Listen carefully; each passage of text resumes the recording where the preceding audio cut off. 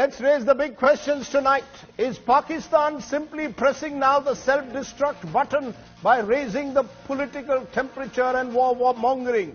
Is the Pak warmongering a sign of panic?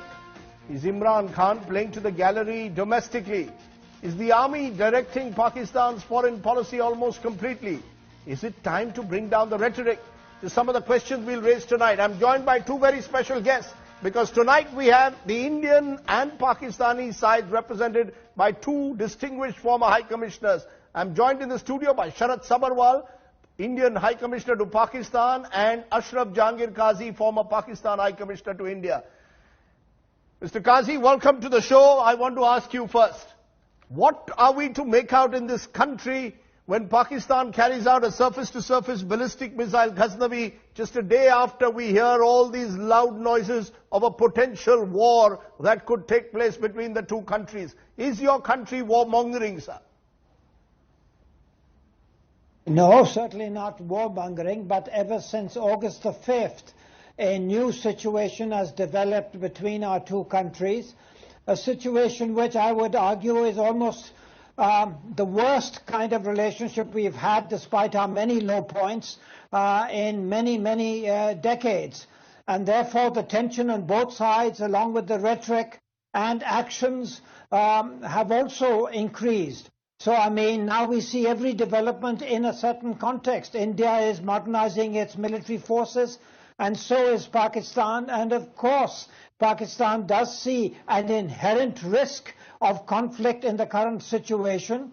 I think the Prime Minister has made it absolutely clear he does not want a conflict. He does not want war. He has a mission to bring about a major transformation in Pakistan, for which he needs a peaceful neighborhood and good relations with all neighboring countries.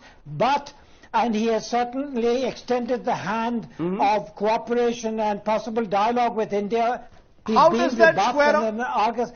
How does that square up, Mr. High Commissioner? Just a minute. How does what you're saying square up with the Pakistan Railway Minister Sheikh Rashid Ahmad claiming that a full-fledged war will be fought between the two countries in October, November this year? I don't take responsibility for individuals. You asked for my opinion. Yes. Rajdeep will give you my opinion. I'm not interested in your quoting people because the atmosphere is so charged. I could quote any number of people in responsible positions in India who have given supercharged statements, and you know those statements better than I do.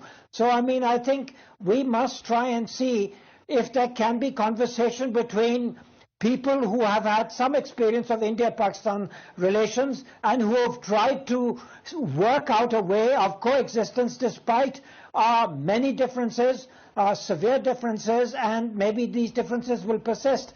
But so please don't quote the rhetoric which is naturally associated in such a time of hugely raised tension. I do believe the Prime Minister of Pakistan has not given such statements. He's talked about the ultimate possibility of bad scenarios in which nobody will win, and a scenario which everybody must try to avoid.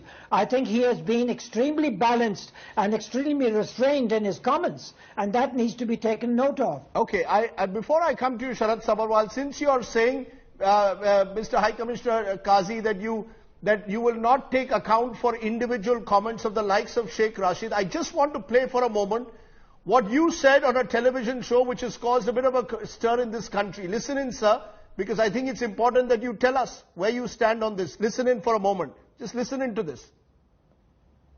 तस्लीम शुदे जो हकूक हैं उसके लिए मुज़ाहमत, उसके लिए आप यानी कि आर्म्ड रेजिस्टेंस भी करें, बंदूक भी उठाएं तो वो जायज़ है। और उसके अलावा वो अगर मदद मांगे किसी मुल्क से अपने जायज़ मुज़ाहमत के लिए, जायज़ यानी जिहाद के लिए, तो वो भी इलीगल है।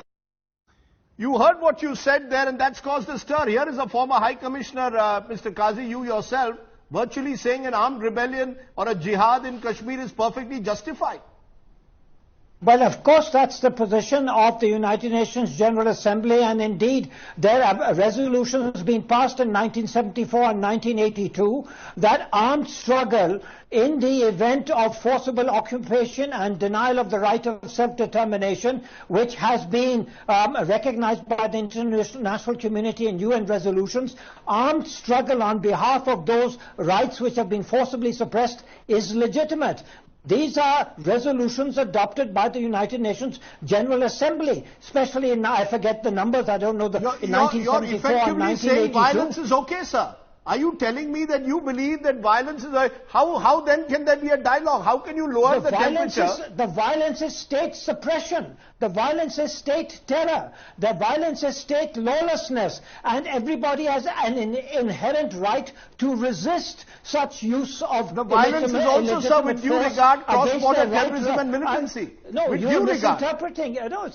With due regard. I have made it quite clear that I have no interest in such a discussion. I made it quite clear to your studio that I will have no interest in such a harangue. I'm not haranguing you, sir. You may do this with other people. I have already had an interview in which I said this to Karan Thapar, and I made the references to the UN General Assembly resolutions which recognize the inherent right of people to resist the forcible denial of their acknowledged right to self-determination. If you see this as a license for war and terror and all, you are mistaken. You are just refusing to see the law in its proper context. I am asking, and I'm telling you, the Prime Minister of Pakistan, and I support him completely here, is seeking a peaceful resolution. But what has happened since August the 5th, all those possibilities have been wiped out.